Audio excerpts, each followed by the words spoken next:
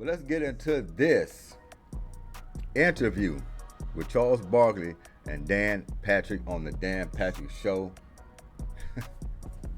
Charles Barkley, man. I don't know if you want to call him Charles Barkley or Chuck Reynolds with these glasses on. Man looks like, what's that guy's name? Looks like Geechee Dan off an old school classic, Uptown Saturday Night. Oh, Charles, man. But let's get into this interview, then we'll come back and we'll talk about it. Has somebody spoken to Amazon? I have spoken to all three networks. So you spoke to Amazon? I have spoke to all three networks. So you spoke to Amazon? I have spoke to all three networks, Dan, who got the NBA going forward. I know Amazon is where you can Let me go. say this. I have spoken for the last 3 months. I've spoken to all the networks. That doesn't sound like somebody who's going to retire.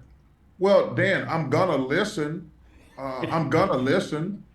I mean, first of all, I'd be stupid not to take their call. But the beauty of this situation, I don't have to make any decision for a year, Dan. But I told all three networks, hey, I'm honored, I'm flattered that y'all want to talk to me, but let's see what happens in a year.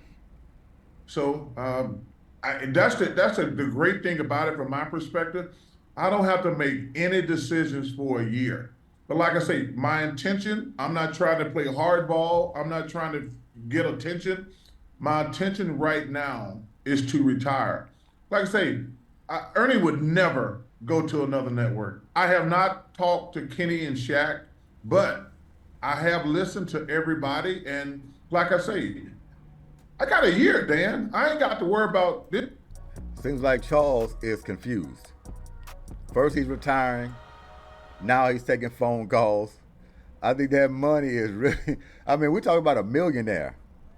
That just lets you know you never can have enough money. We're talking about a millionaire. Said he was going to retire.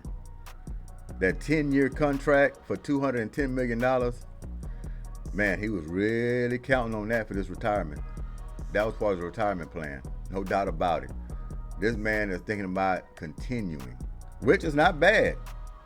But that's just to show you. You don't have that money in the bag. Might have to go back out there and do some labor as a millionaire. Unbelievable. But he's confused.